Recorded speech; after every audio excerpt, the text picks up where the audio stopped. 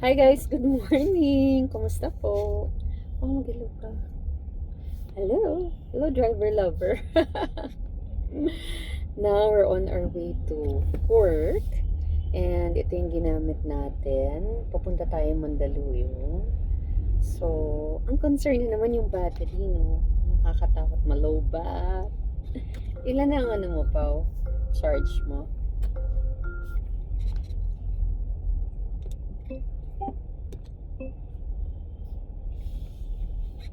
Ilan na battery charge mo, Pao?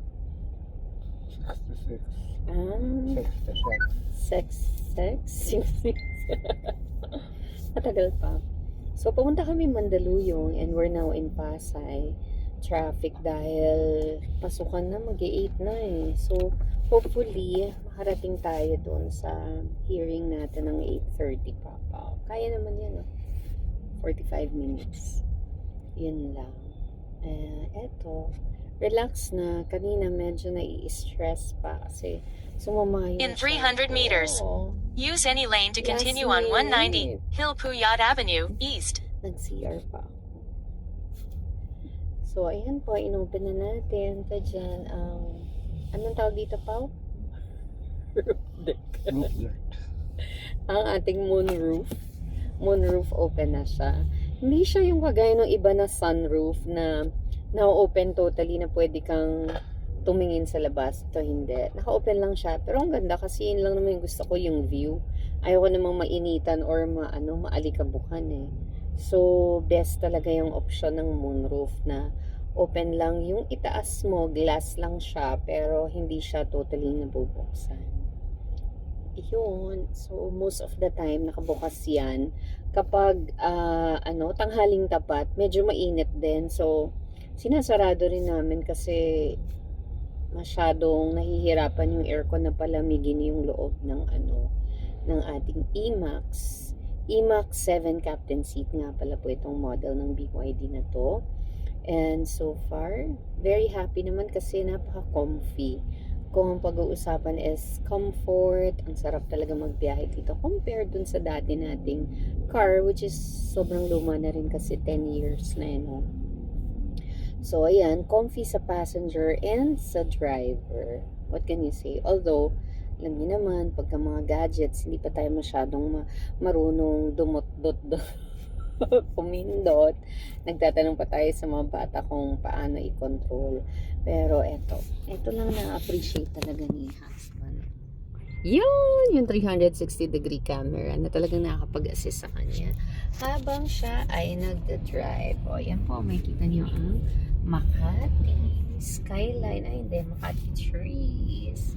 So, eto po, abangan niyo lang po yung mga uploads namin para po makasama namin kayo sa experience namin in riding the BYD E-Max. Ang ganda ng E-Max din ba ang tawag dun sa 9, Pao? E-Max 9 din. Yung ang tawag na nila van yata, Pao, no? Yung mukhang Alphard. Ang ganda, grabe. Ang daming mga bago, nakakaaliw. Pag pupunta ka dun sa, sa BYD shop, ayun na po, maaaliw ka sa mga bago nilang, sa mga latest nilang release. Kasi, paganda ng paganda, sobrang improve na improve. Ay, ang ganda nito, picture tayo dito. Picture nga tayo dito. Kaya mo? Hindi ko siya ma-picture. Wala yun. Wala sa camera, hindi agit ng camera. Pero ang ganda, Teka, yan natin dito. Mag-reels naman tayo para mamaya. Oy, ang ganda. Tingnan mo pa, may puno sa labas. Oh, hello! Parang wala ka sa sasakyan, Parang kahon lang siya. Parang frame lang siya. Tingnan mo sa sobrang linaw niya, Paolo ko. Ang linaw niya, ang saya. Nandito po kami sa Makati.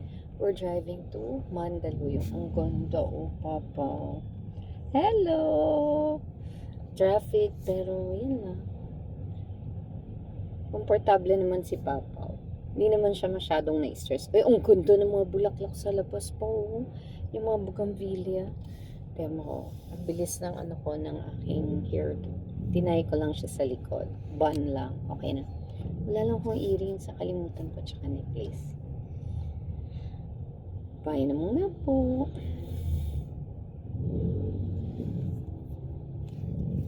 Ganda pa.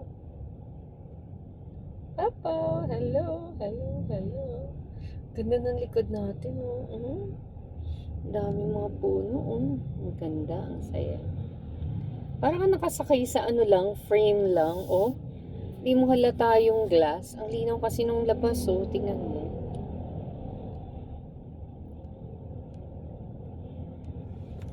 So, yan lang po. Parang matagal pa tong traffic na to. Mamaya pag nasa ibang lugar na tayo, kuhaan ulit natin. So far, habang nakatigil siya, parang wala kang nararamdamang naka-on, no? Walang makina. Wala naka-on na makina. Napaka-smooth lang yan. Naku, yun siya. Yan na naman kumukulo. Ayan. Ang suwabe lang. Ano yan po? Naka-eco mode ka? Eco mode yan. Papa? Eco mo. Eco mode. Di mo pa natatry yung sports mode? Di pa. Yun, ang saya. Ang sarap dito. Lamig.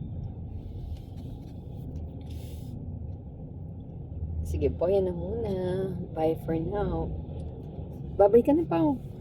Bye for now.